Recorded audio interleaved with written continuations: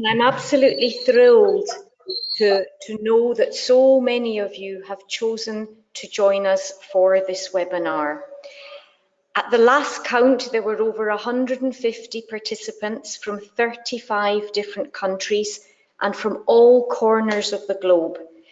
And I'm really delighted that you have taken up this opportunity to find out more about one of the ECML's current projects, entitled Towards Digital Literacy for Language Teaching and Learning, or for short, ELAng.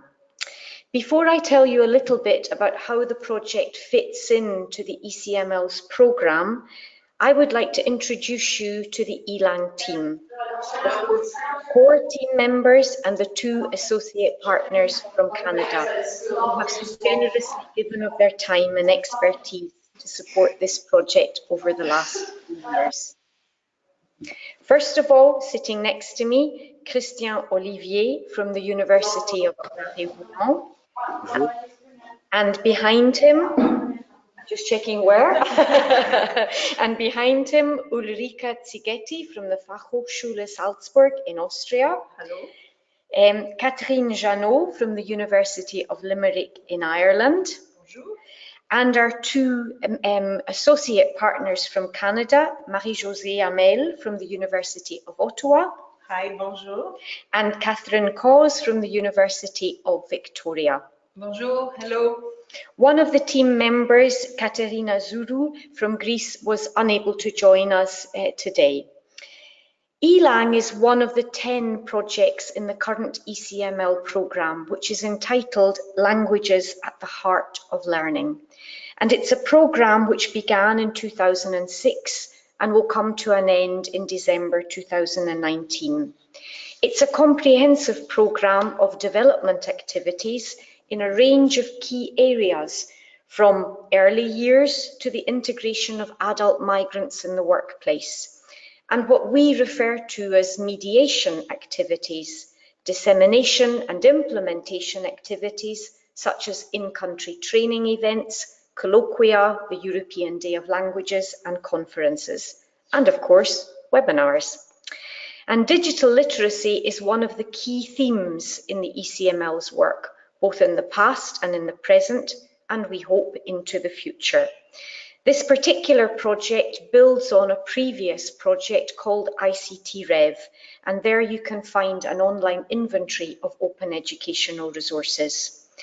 But today the focus is firmly on ELAng, and I'm going to hand you over to the experts to tell you all about this project.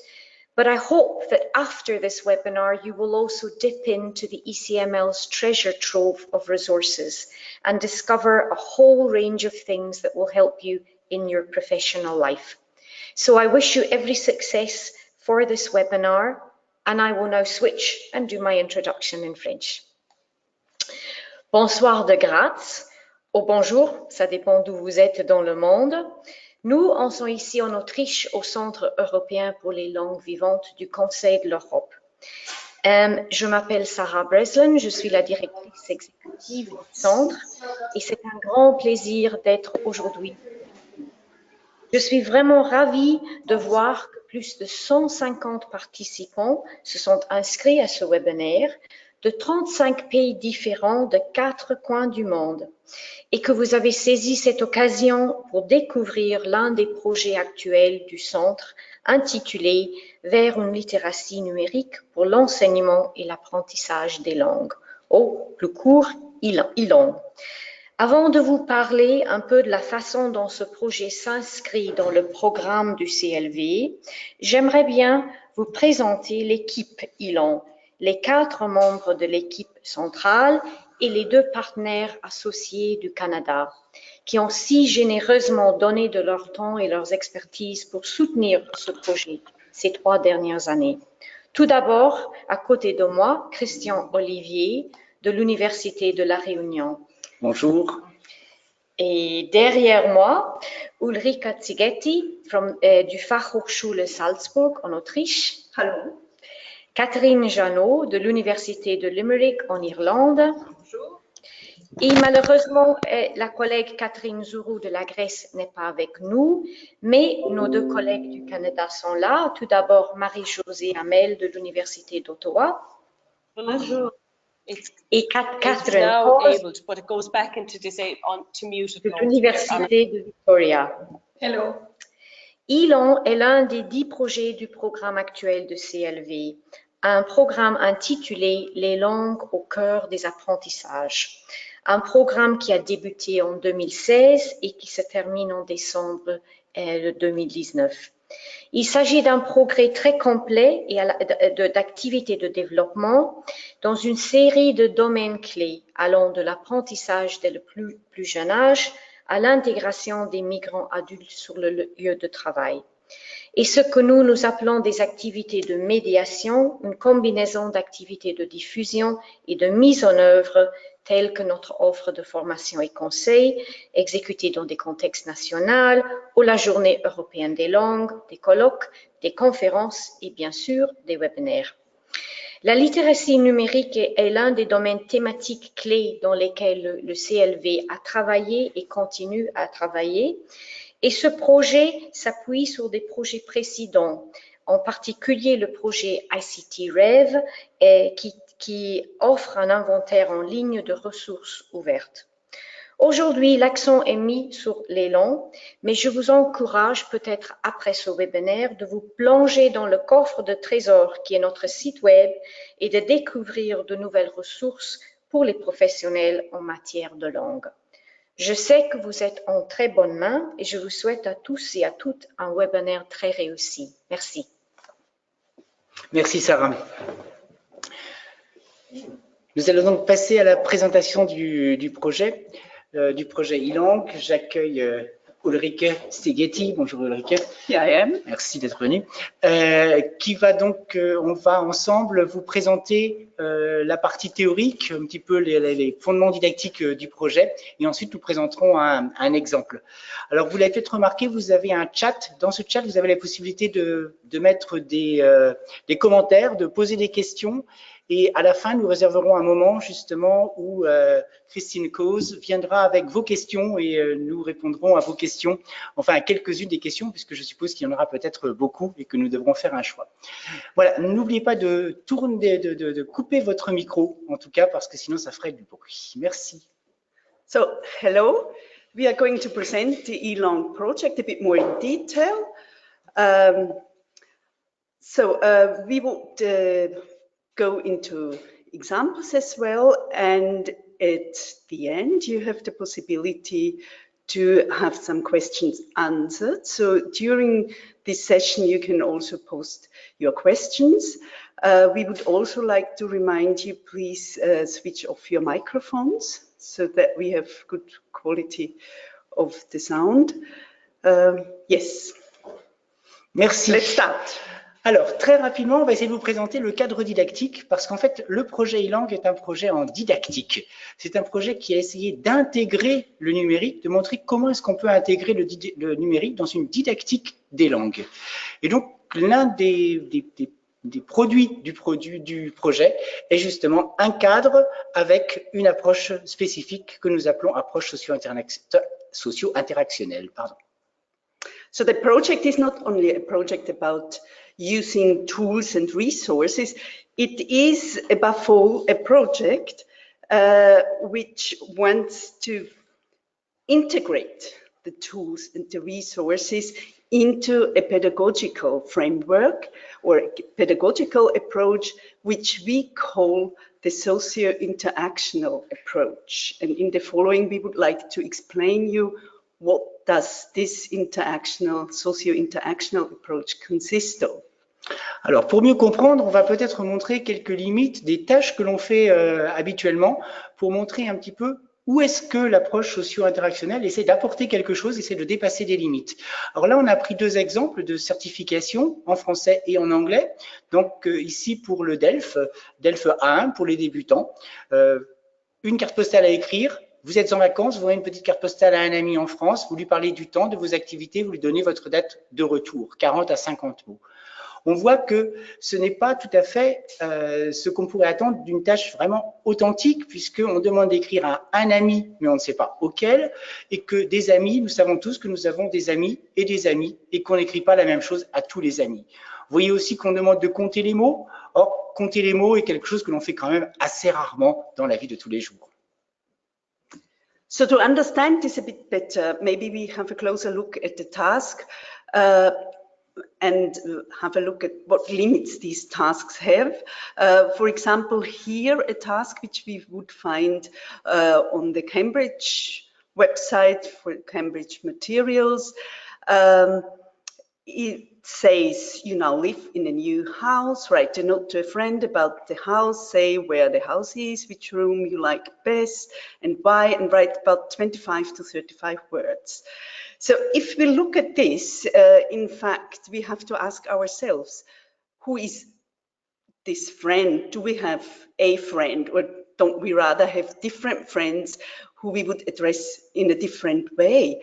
And would we write 25 to 35 words? Would we ever count the words we write to a friend about our new flat? Or would we rather write a WhatsApp with a photo, or send an email with the invitation to the housewarming party? So it's quite clear this is not exactly a real social interaction situation. En effet, la limite de ces tâches, souvent, c'est justement au niveau de l'interaction sociale, c'est-à-dire de la relation avec la personne à laquelle on s'adresse. Alors ici, si on fait une analyse, mais très rapide, qu'est-ce qu'on a? On a un apprenant qui écrit à un ami, sans qu'on sache vraiment qui est cet ami. Est-ce que c'est un ami proche, un ami lointain, etc. Et en fait, quand l'apprenant va écrire cette carte postale, il ne va pas penser à un ami, mais dans la plupart des cas, il va penser à l'enseignant, à celui qui va vraiment lire la carte postale, parce qu'elle ne va pas être envoyée à un ami. Et en fait, on se retrouve dans une situation où souvent, l'apprenant écrit à l'enseignant en faisant semblant d'écrire à quelqu'un d'autre et en se demandant qu'est-ce que l'enseignant attend de moi. So we clearly see that, in fact, we have to ask ourselves, who do we really communicate with? Who is this friend? How close is this friend? This is not defined in the task. And after all, the learner will ask himself, herself, what does my teacher expect me to write in this task? So it's the social context is not very well defined, is not clearly defined. Donc ça, merci Ulrike. Merci. Catherine Jadot nous rejoint. C'est ce qu'on va essayer de passer dans l'approche socio-interactionnelle, c'est de se dire, on ne va pas simplement proposer des tâches avec lesquelles on va préparer à quelque chose que l'on ferait plus tard dans la vie, mais on va proposer des tâches qui vont déjà être une action dans la vie, ce que nous on appelle des tâches ancrées dans la vie réelle. So what we're going to present in this socio-interactional approach is the fact that we're not only preparing people to live real life, but we're really acting in real life and interacting in real life with real world tasks. Alors, qu'est-ce que c'est qu'une tâche ancrée dans la vie réelle? Eh bien, pour nous, évidemment, il y a d'autres possibilités de la définir, mais pour nous, puisqu'on travaille sur Internet, sur le numérique, c'est une tâche qui va avoir lieu sur un site participatif, un site du Web 2.0, un site social, un site auquel on peut participer, on peut contribuer. C'est un site auquel, donc, on va avoir un public réel, on va s'adresser à des gens réels qui vont être potentiellement intéressés par notre contribution et qui vont pouvoir réagir positivement, négativement, mais il va y avoir cette interaction sociale et quand je vais publier, je vais devoir penser à ces personnes. So the real world task could have many definitions, but because of the context within which we're working and this digital literacy aspect, we focused the real world tasks in Web 2.0 context. So on websites where collaboration and participation is a vital aspect.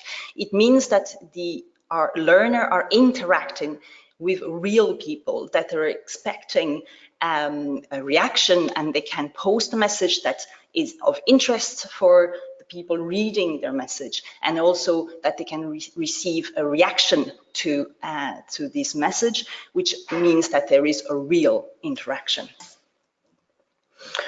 Alors, ce qui caractérise aussi la tâche ancrée dans la vie réelle, c'est l'authenticité. Et pas simplement l'authenticité de la communication, mais aussi l'authenticité de la situation d'apprentissage. Ce que nous, on appelle un double ancrage, c'est-à-dire que j'ai à la fois un pied dans la vie réelle, là où je vais communiquer, et j'ai un deuxième pied dans la situation d'apprentissage, dans la classe, par exemple.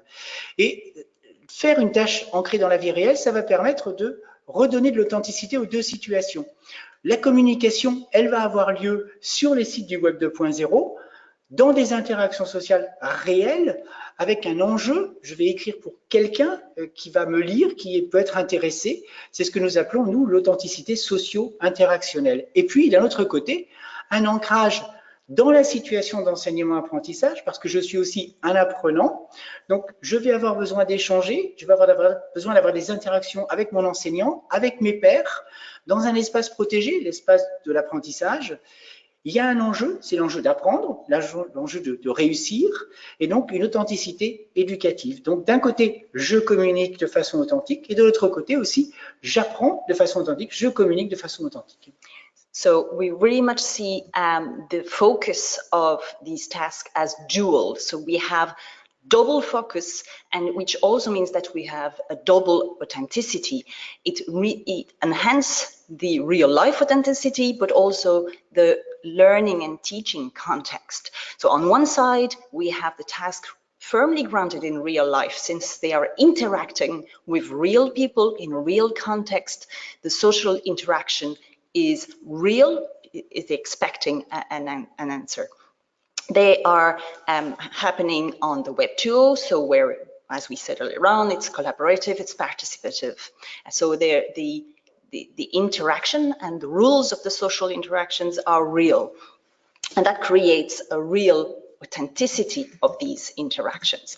On the other side, we're firmly grounded in classroom still. We're not moved away from the classroom. They're preparing the task in class, in a secure space, in a secure environment, with the help of their teachers and with their peers, and they can prepare everything in advance. So we're still in the educational context. So we have on one side a real interaction, and on the other side a learning context.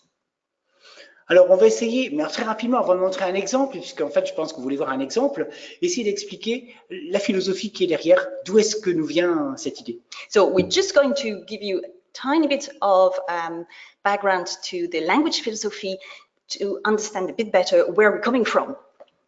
Voilà. Pourquoi est-ce que cette dimension socio-interactionnelle nous intéresse tant?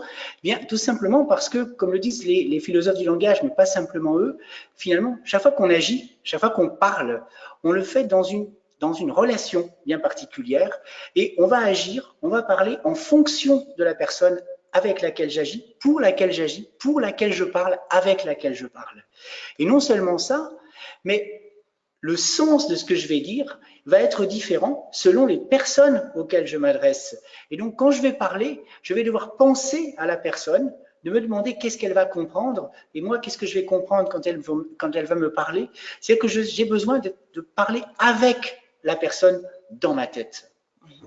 So it's been clearly established that when we talk, we always have somebody in mind. We're always talking with somebody. So it means that communication means that we are building this message with somebody else in mind and in the relation with. So you're interacting with this person, and that's really much the basis of our project and approach. Alors, justement, on propose des tâches. On va vous proposer des tâches ancrées dans la vie réelle. Donc, revenir en 2 mots sur qu'est-ce qu'une tâche pour nous, qu'est-ce qui est constitutif d'une tâche. So we're going to just go over what is the task in our context, what's in the context of our project. Alors une tâche, c'est facile à expliquer. En fait, c'est quelque chose à faire. C'est quelque chose à faire, mais qui va s'inscrire dans des interactions sociales. C'est-à-dire que je vais le faire avec quelqu'un en tête et aussi pour quelqu'un avec quelqu'un. Et j'ai une intention. Je sais pourquoi je fais quelque chose.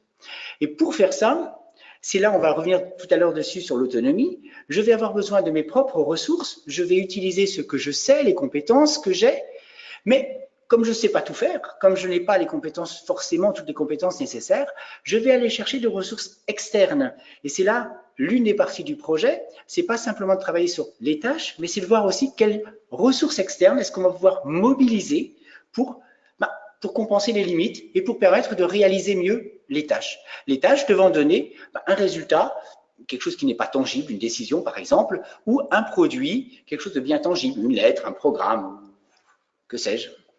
Okay, so you would have understood by now that we really frame our task within social interactions. So the social interaction is the frame of everything else. And then we have obviously an aim or an intention. When you do a task, you try to do something. To perform this task, you have to use resources. So these resources can be internal resources, which is what you know already, you know how to do already, so everything you're able to do. And on the other side, sometimes you have to overcome your limits. You have something you don't know, so you have to use something. And that's where we obviously, for this project, we look at digital tools or online resources, but not only. You can also look at human resources or paper or whatever. And all this, while performing the task, will lead to an output or an outcome, something very concrete, or something that is a bit less so. Alors, qu'est-ce que ça change? En fait, l'idée qu'on a derrière, c'est de ne pas faire changer grand-chose et en changeant ce pas grand-chose, de changer beaucoup de choses. La préparation, ça va être la même. Que vous fassiez une tâche ancrée dans la vie réelle ou une tâche de répétition classique, il va falloir préparer les apprenants, leur permettre d'acquérir les compétences nécessaires. Donc ça, il y a ce travail, on va l'avoir, c'est l'ancrage dans la situation d'enseignement-apprentissage. On n'a pas besoin d'Internet en classe, puisqu'en fait, on va le voir tout à l'heure, on peut tout préparer à l'extérieur, on peut faire tout le travail sans avoir besoin d'Internet, et ensuite on postera. Mais l'important, c'est de savoir à l'avance sur quel site, pour qui est-ce qu'on va publier. Parce que justement, c'est ça qui change, c'est les interactions sociales. Je ne vais pas écrire pour le prof, je ne vais pas écrire pour moi, je vais écrire pour de véritables destinataires à l'extérieur, sur un site qui a un contrat social, des règles sociales, et donc il va y avoir un enjeu de communication réel.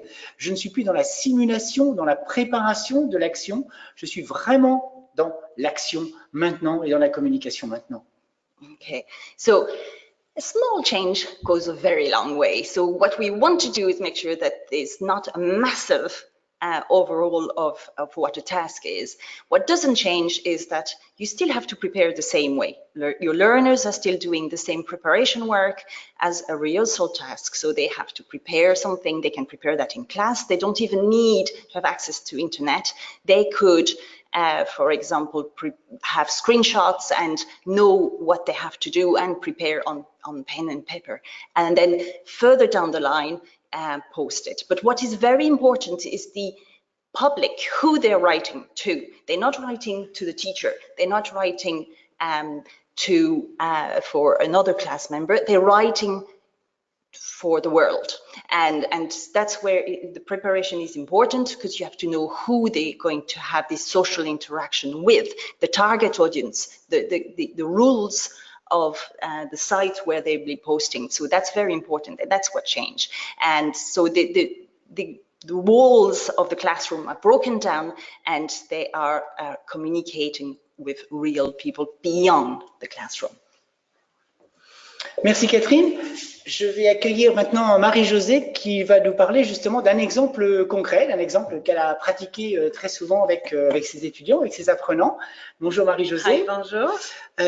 Donc voilà l'exemple de Wikivoyage. C'est ça. So we're going to start with, we're going to now illustrate what we have said so far. And as Christian has just said, with my students, I have worked a lot with the Wikivoyage, which belongs to a family of the Wiki projects. And this is an example of what a real life task can look like. So let us imagine that we are learners, and then I will go through the motion of the task with you. So As a learner, you're going to write tourist information on your native city and share it on Wikivoyage with English-speaking tourists. It's called Wikivoyage, by the way. It has a French site, but also has an English one, which is not as well documented as the French one, but that's a good thing. It's a good thing for both. In French, there is room. In English, there's also room for your students to write tourist articles. Why Wikivoyage and not Wikipedia, for instance, is that our students we are seeing them as contributors. They have knowledge, they know about their city, or they have traveled, or they know about pubs or restaurants that they really like, and it's an opportunity for them to think in terms of a wiki traveler.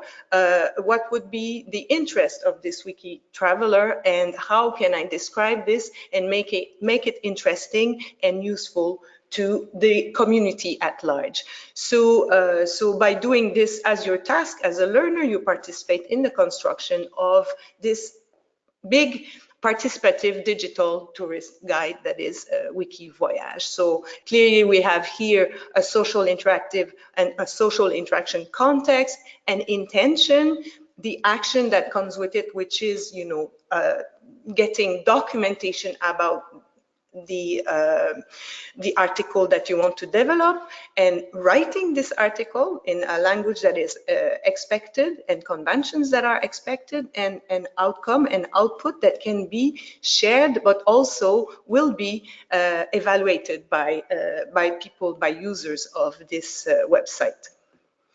Voilà, donc l'exemple, c'est ce que disait Marie-Josée, c'est de proposer ici à des apprenants de participer au site Wikivoyage, qui est un site de la Wikimedia Foundation, donc de parents de Wikipedia. L'intérêt de travailler sur Wikivoyage, ça va être de participer, de partager des connaissances que j'ai sur ma propre ville, sur ma région, et de la partager avec d'autres personnes dans la langue que j'apprends. Et alors, c'est une tâche qu'on peut faire à partir d'un niveau même A1, A2, parce qu'on n'est pas obligé d'écrire tout un article. On peut simplement mettre une petite remarque sur un restaurant que l'on connaît, indiquer que les prix sont bons, que les plats sont bons, des choses très très simples. Alors là, on peut reprendre les éléments de la tâche, comme on le disait tout à l'heure. On voit qu'il y a une action. On va devoir rédiger des informations touristiques sur notre ville parce que je sais des choses et donc je suis quelqu'un qui sait, pas simplement quelqu'un qui apprend. Le but, l'intention, c'est de partager, de contribuer à la construction d'un site, donc de participer à la construction du web, d'être dans une interaction sociale. On est en plein dedans, comme le disait Marie-Josée. Il va falloir qu'on pense aux autres wiki-voyageurs, à ces personnes qui vont utiliser le site, qui sont potentiellement intéressés dans les informations que je donne. Donc, on va vraiment le faire avec quelqu'un en tête, pour quelqu'un. Et il y a un produit, c'est le guide touristique auquel on aura un petit peu participé. So, in effect, as a contributor of this website, I become a citizen, you know, a digital citizen. So, as a learner of a language, I'm also somebody who can bring something to this community. So what are the steps to carry out such a task? Well, it's important, as we've just said now, to be, as a learner, to be aware of the social interactions that are involved in such a wiki site. Who are we talking to? In this case, we mentioned the wiki travelers. Who are those wiki travelers? Who reads this and who develop articles? So with whom in mind do we write? It's nice to go and have a look at the forums, for instance. This is where people exchange information more lively and synchronously, so we know a little bit the profile of those actually looking at and consulting this tourist guide. So what are the expectations from this audience, basically, in terms of content, in terms of form, and what are the explicit social contract of the site? How does it work when I post something? Somebody can correct me, somebody can change this, somebody can remove my article. I must know what is my stance.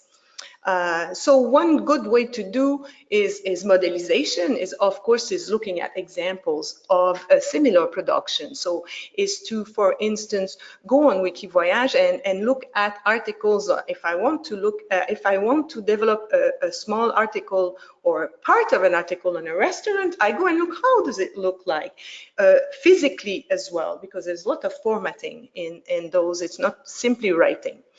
And also can compare different style. It's about the genre. The genre of Wikivage is a different genre than the genre of Wikipedia, for instance, which is an encyclopedia.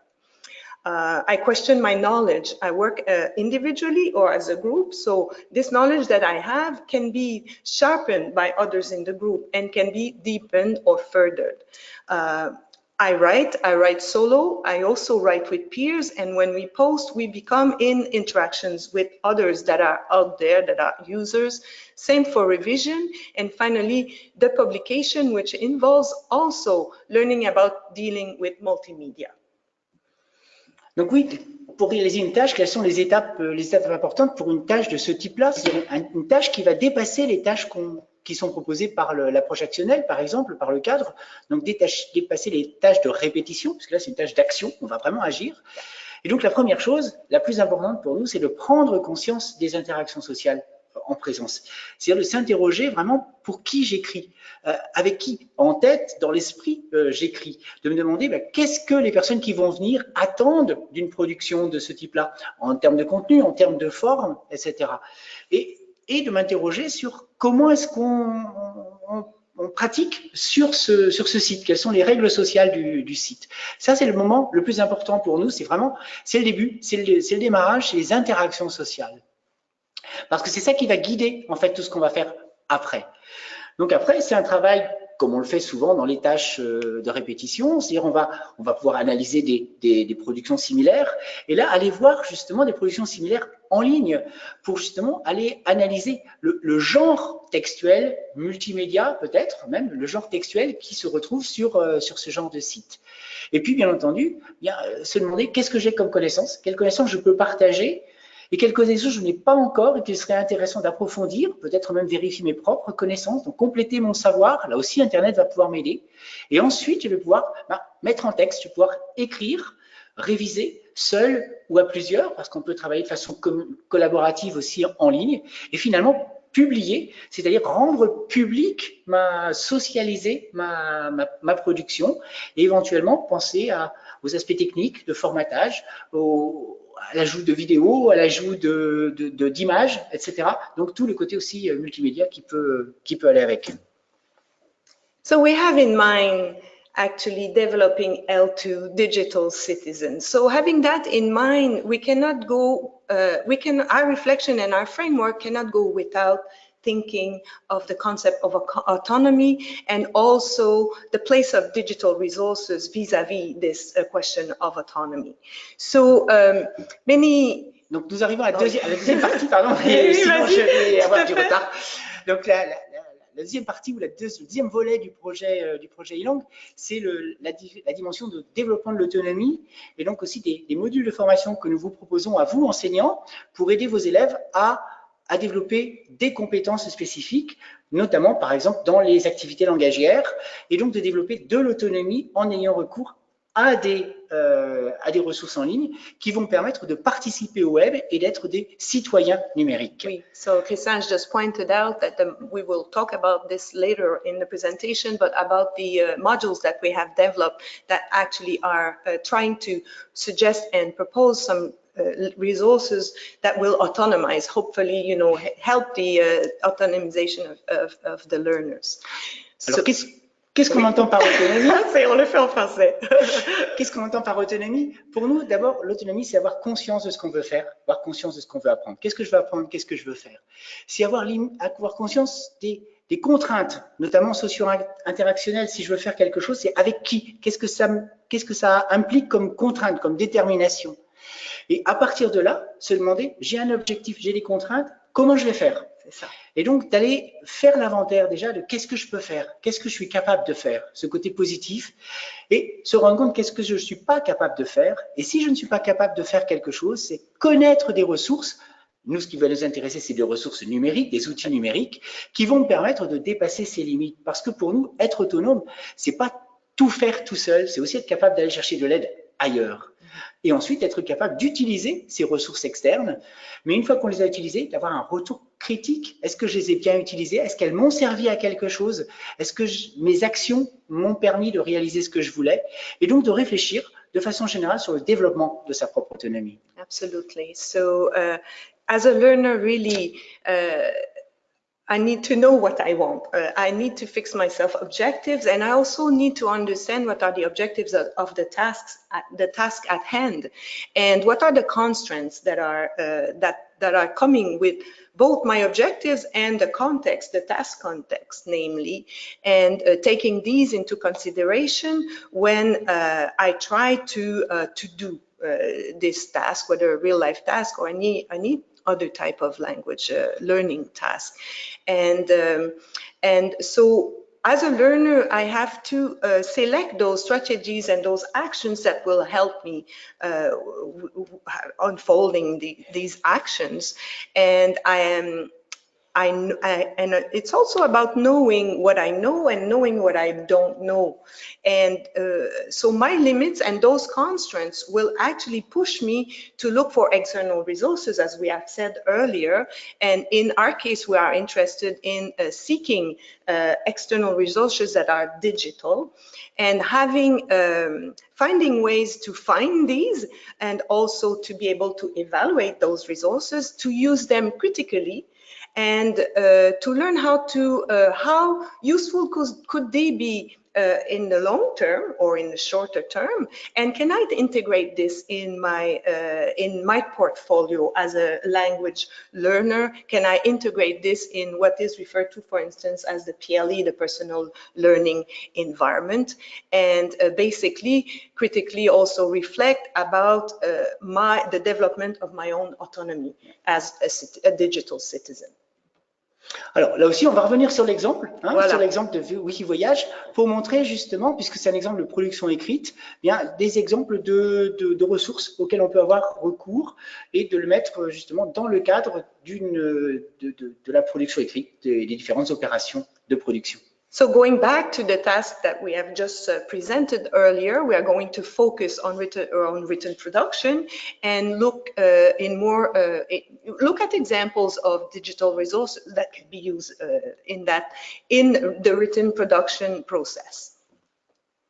Voilà, donc on l'a dit, la première chose, c'est prendre en compte les interactions sociales, vraiment s'interroger sur le public, on l'a déjà dit, donc je ne vais pas m'appesantir, et c'est se renseigner sur le contrat social. C'est-à-dire, c'est se demander ce que les gens peuvent attendre, mais aussi qu'est-ce qui est attendu sur le site. Alors là, si on travaille sur Wikivoyage, il y a des pages qui vont donner justement un cadre social. Si on prend par exemple le voyage avant tout, ça va nous expliquer que justement, il faut se mettre dans la peau du voyageur et penser à qu'est-ce qui va servir aux voyageurs.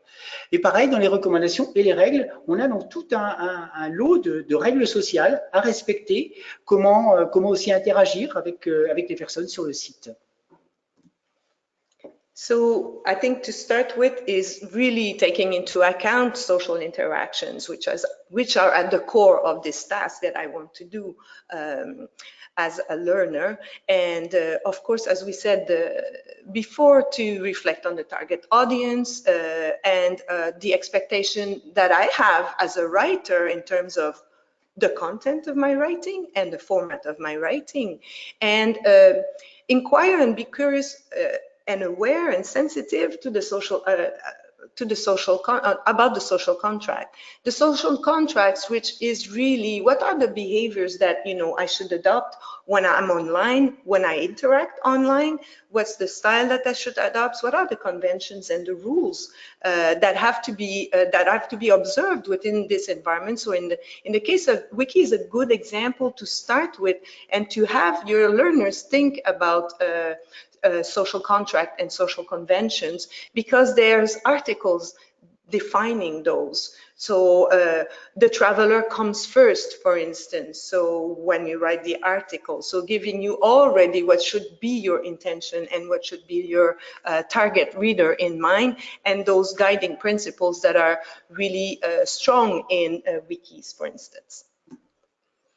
Alors voyons maintenant après avoir analysé ça, on va travailler avec les élèves, évidemment, sur les différentes opérations cognitives qui vont permettre d'écrire. Autrement dit, la préparation, la mise en texte, la révision, et puis la gestion de toutes ces opérations. Alors, pour la préparation, là, on a mis quelques exemples, évidemment. C'est des choses qui sont approfondies dans d'autres modules, et même dans celui sur la production écrite. Donc, d'abord, on va rechercher des informations. C'est ce qu'on dit tout à l'heure, on a besoin d'approfondir ces connaissances. Donc, c'est savoir se servir de moteurs de recherche. Alors, Google ou des moteurs de recherche plus open source, Quant par exemple.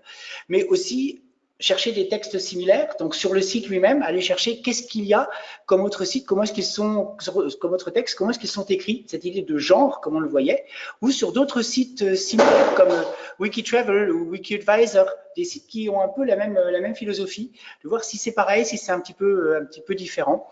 Ça va me permettre de repérer des types de contenus, mais aussi éventuellement des structures, des mots que je vais pouvoir réutiliser, des formulations que je vais pouvoir réutiliser pour créer mon propre texte. Absolument. So, thinking about writing as a series of cognitive processes and resources that can also be involved during these processes, we start by planning. Planning has been well documented, is a very important step. It's the step prior the composition or the composing process, and it's about searching information, it's about documenting, it's about structuring the thinking before putting it into words. And there are typical tools that can be used for that, such as search engines, also such as searches for similar text in either the platform that we are interacting within, and also other platforms that can be similar. Wikivoyage has also a Wikitravel, TripAdvisor with also a very lively discussion forums and so on can be of inspiration. And finally, within those models, identifying the type of content and those structures, and we're not talking about copy pasting, but looking at structures, linguistic structures or reusable structures in what I am planning to write. Alors, au moment de réaliser son texte, on va avoir besoin d'outils peut-être un peu plus linguistiques. Donc, par exemple, un dictionnaire contextuel. Là, on a mis l'exemple de Lingway. Mais aussi, alors certains vont se dire, oh là là là là, traducteur automatique. Mais comme on le dit toujours, si on sait s'en servir, justement, et c'est ce qu'on montre aussi dans les modules, c'est comment se servir d'un moteur, d'un traducteur automatique pour écrire. C'est-à-dire comment parler au traducteur pour qu'il nous fasse un texte en langue cible de qualité. Alors, on a mis un exemple là, DeepL, qui donne déjà des choses bluffantes, sans même faire le moindre effort.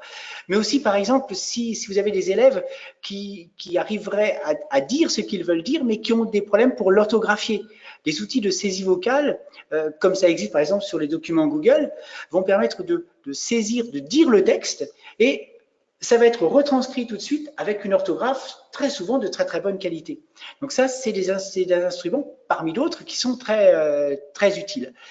Au niveau de la révision, évidemment, on va utiliser le correcteur orthographique du traitement de texte, mais là aussi, il faut savoir s'en servir. Il ne s'agit pas de prendre la première proposition. Il y a d'autres sites en ligne qui vont vous proposer aussi des explications, essayer de vous expliquer l'erreur ou pourquoi est-ce qu'ils considèrent qu'il y a une erreur. Donc ça va demander aussi une réflexion, savoir s'en servir, pas simplement automatiser, mais avoir une réflexion. On va pouvoir se servir de moteur de recherche en mettant entre guillemets une expression, voir si elle apparaît souvent, si elle apparaît pas souvent, donc s'il y a des chances qu'elle soit correcte ou pas.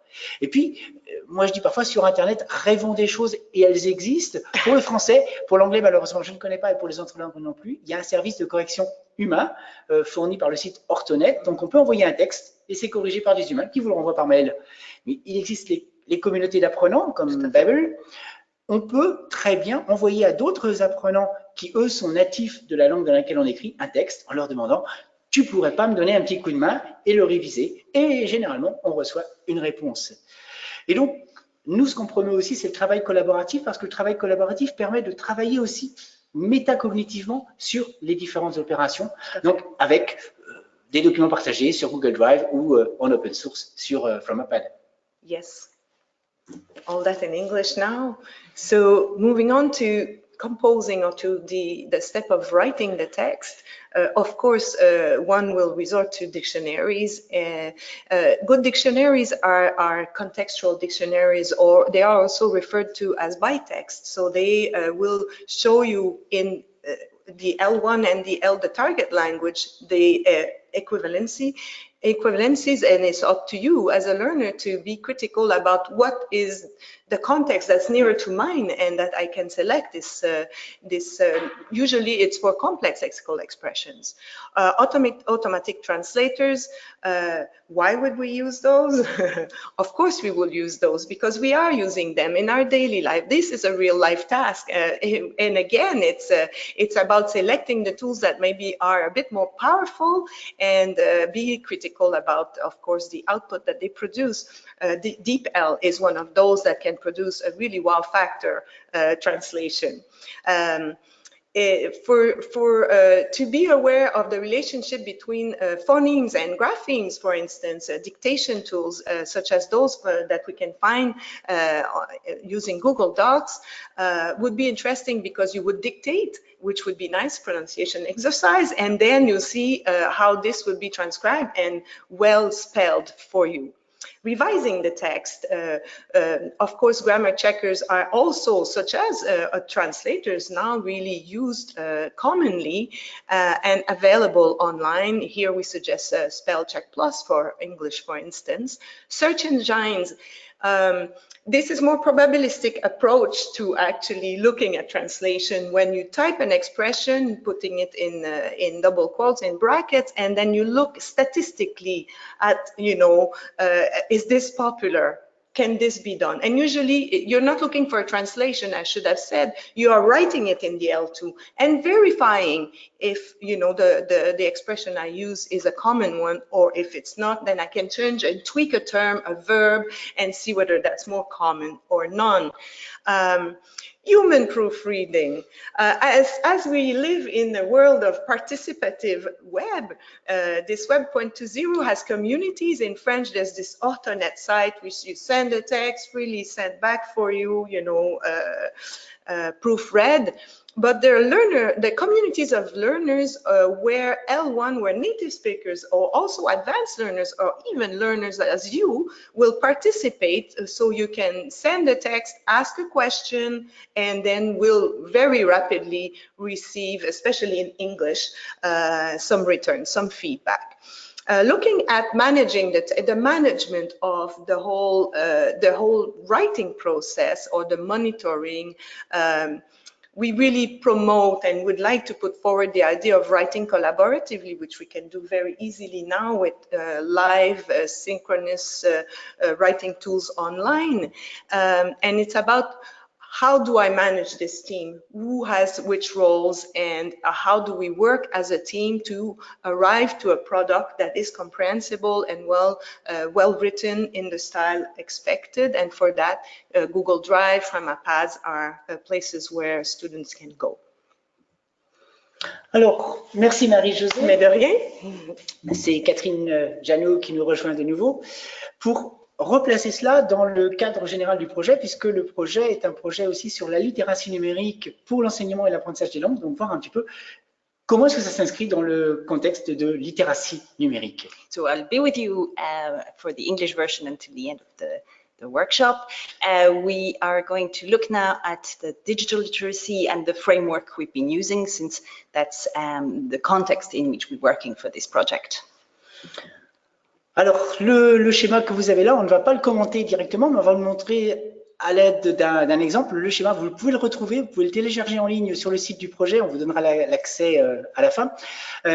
C'est dans le cadre didactique. Donc, on va vous montrer en pratique comment est-ce qu'on le met en œuvre à travers justement l'exemple de Wikivoyage. So we have a beautiful scheme there, but we're not going to comment this model. We're going to go into more the explanation with example, but you can find this model in our pedagogical framework, which is available on the project's website. We'll give you all the details. Christian will give you all details at the end.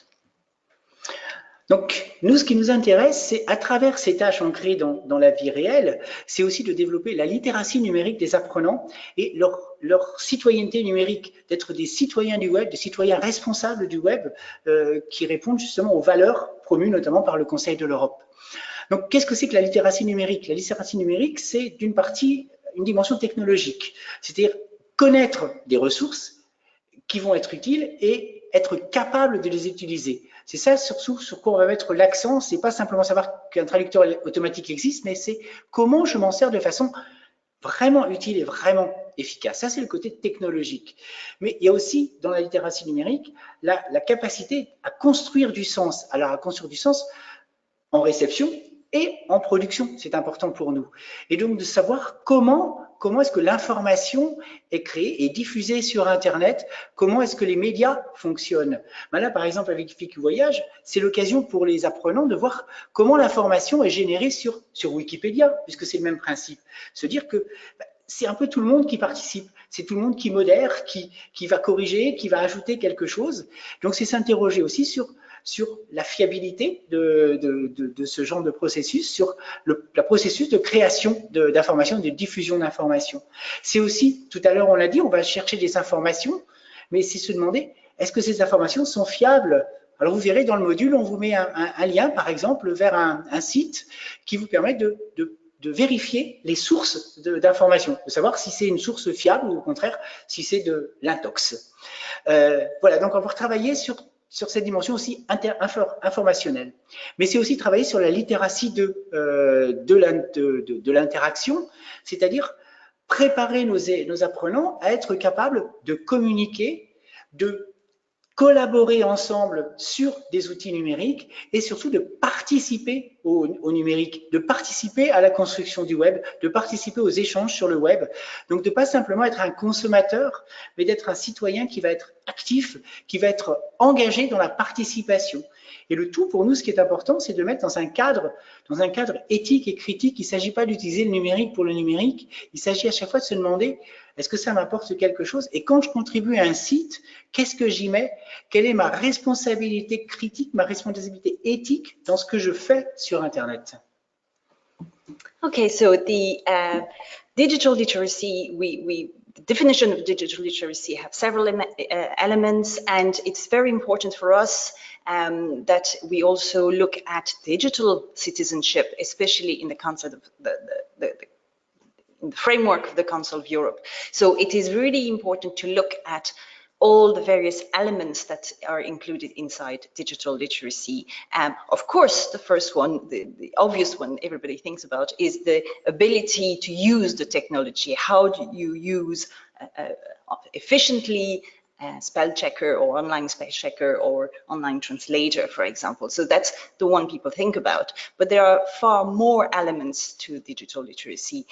For example, in the case of Wikipedia, that you and Marie-Josée have just presented, there is this idea of looking at how the meaning is created, how the media literacy, so how is it all working, who's contributing to it, how do I check the information, is that some fake news, and it's very much into the news at the moment. So what is the news? Where am I in this? So it's making the learners reflect on this process. Information literacy is there. You know, what is this information? Is it correct? Is it true? And the ways of being critical towards the information you're reading. Because they're on participative sites, there is also this interaction literacy, this ability to communicate with the other online, this responsibility to act online as a citizen. What is correct? What is not correct to say online? What am I contributing to this web? How am I contributing?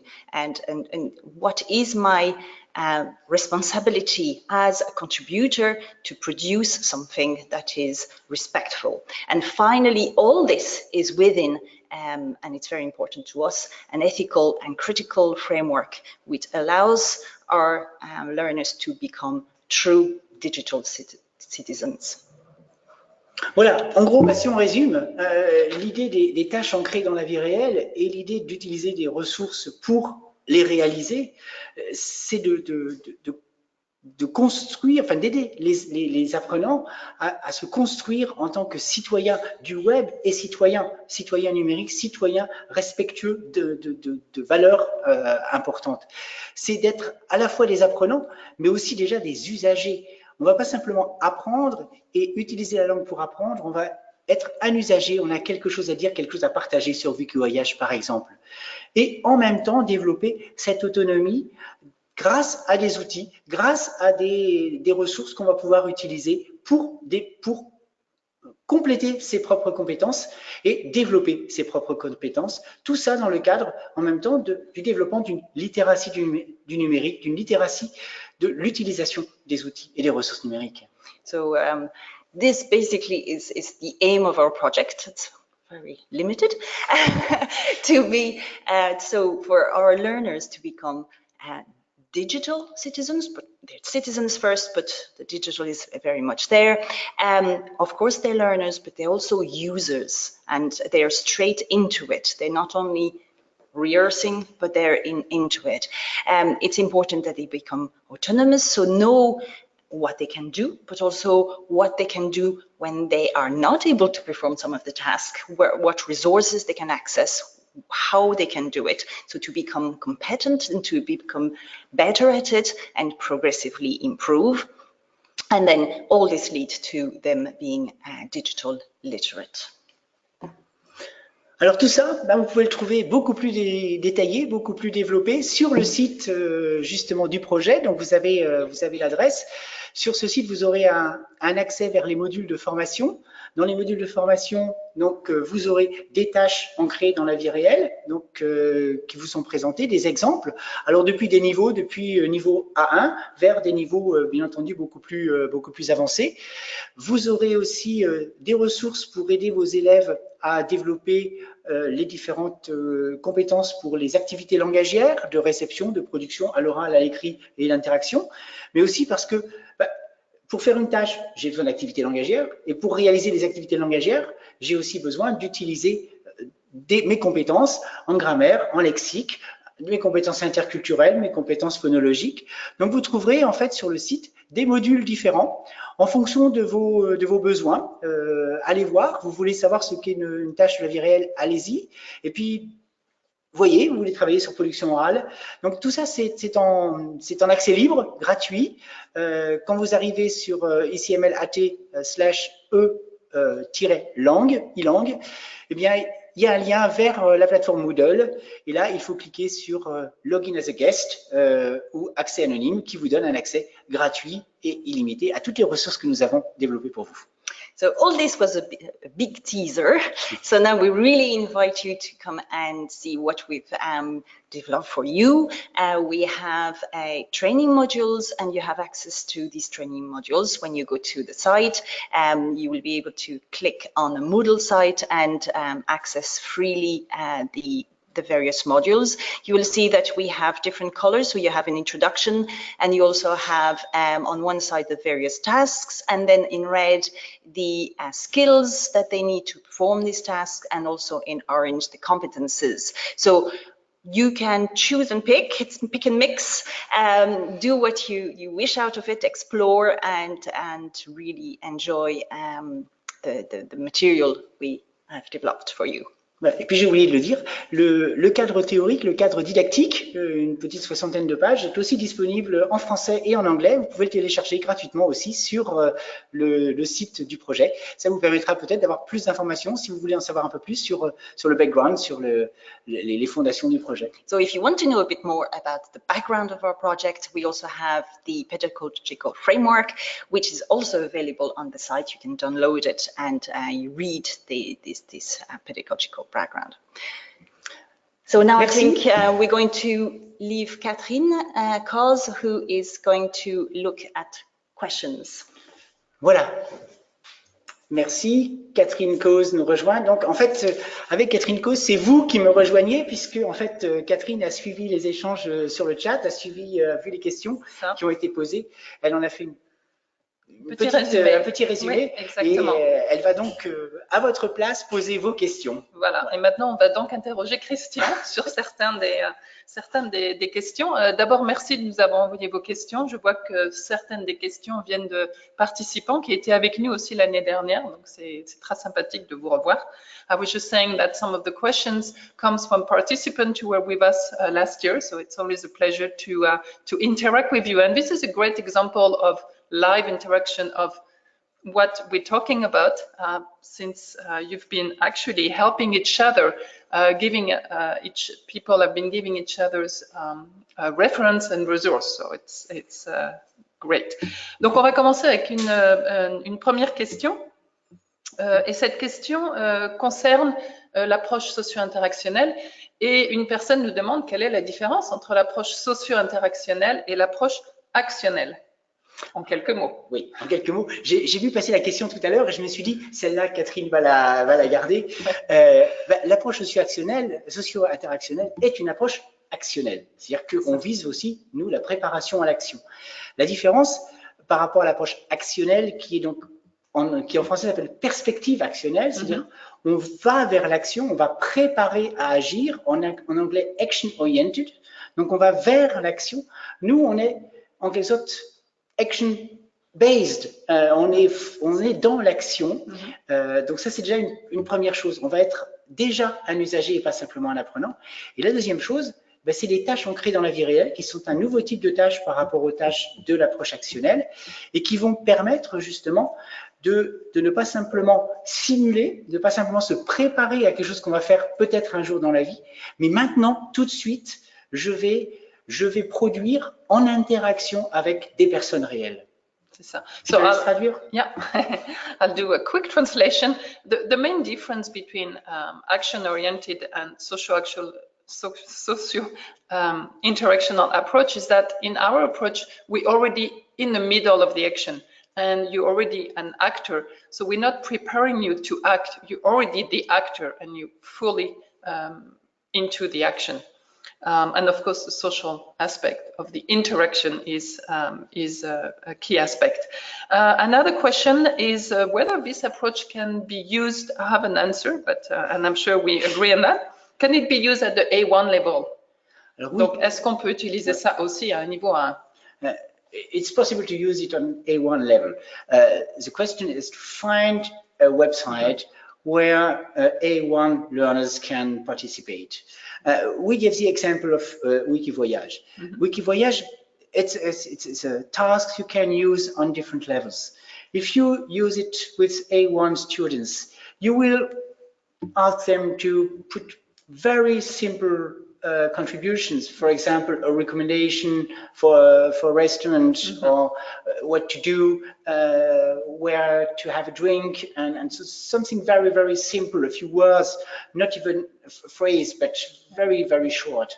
And you can use the same website on C1 or C2 level, and you will have bigger contribution. Yeah. And we give some example in the modules of other tasks, real world tasks for different levels. And what is important, it's a real world task is something you can make at a certain level and at higher level at the same time.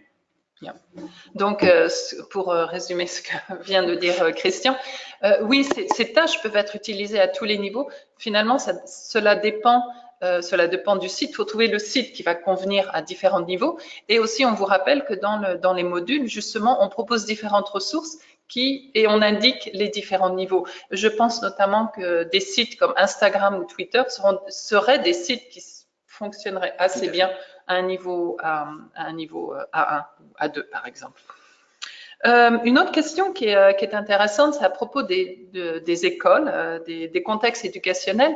Quelqu'un nous demande, mais est-ce que je peux utiliser cette approche, est-ce que je peux faire ce type de tâche dans une école traditionnelle? Alors, école traditionnelle pour notre participante, c'est-à-dire une école qui est très basée sur le manuel scolaire et qui utilise peu, voire pas du tout, le web de haut.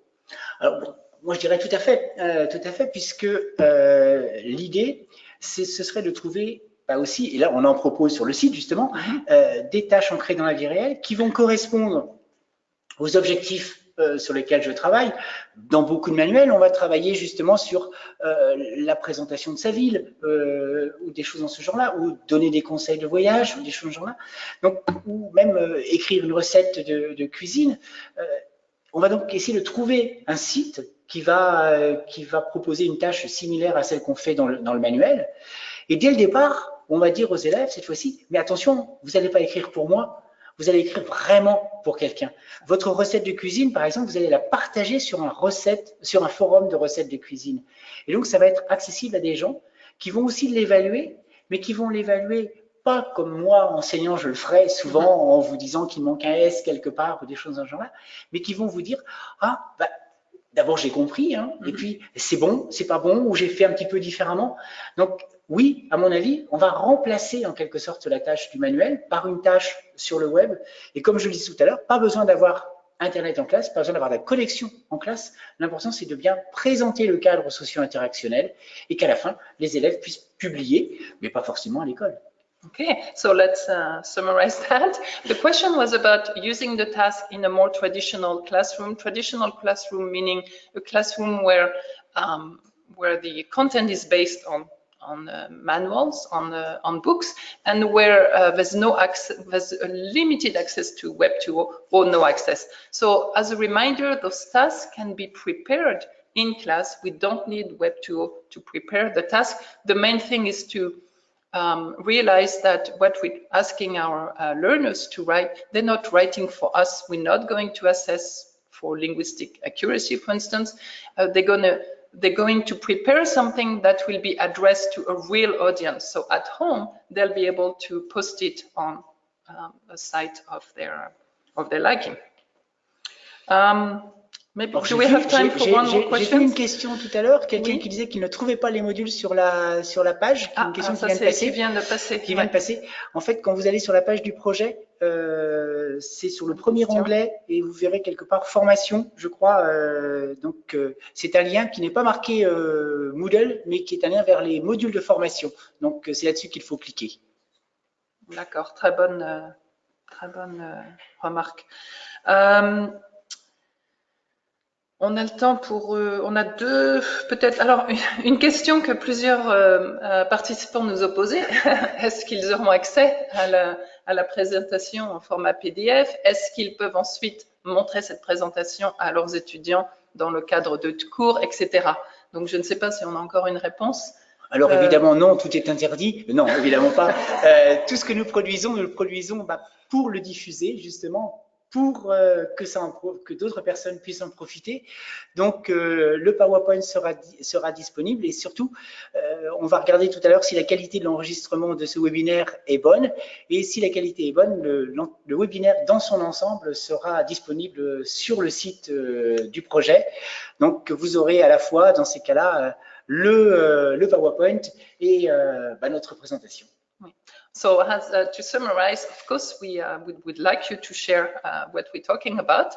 And the webinar is being recorded, so, you know, and it should be available quite soon to all of you. The main thing in sharing is just to recognize the work of all of us, and I think it's not a problem. So I think we're going to conclude now. Alors peut-être justement un petit mot sur le partage, puisque nous avons la formation sur Moodle qui est en ligne. Si vous-même vous voulez animer une formation en ligne avec Moodle, il y a toujours la possibilité de nous demander d'avoir une copie sur le site du CELV. Et donc, vous aurez une copie des modules de formation avec pour charge à vous de travailler avec vos étudiants, vos apprenants ou les personnes en formation. Donc là aussi, c'est aussi possible d'utiliser ce que nous avons créé pour vous-même donner une formation en ligne. Yeah, so the one last thing is that potentially if you wanted to organize a training, you could have access by request to the training modules as well and to the platform, a platform, and as long as you can manage a platform on your own, because we will not have time to do that for you. Voilà. Bien, on va vous remercier tous d'avoir été présents pendant cette heure et demie passée avec vous. On espère que maintenant vous avez une idée un petit peu du projet, puis que vous allez aller sur la plateforme, que vous allez aller sur le site, que vous allez télécharger les documents.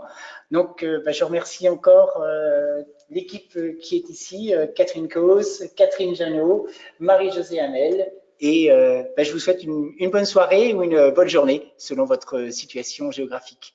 Merci, au revoir. Au revoir. Thank you to all of you. Bye.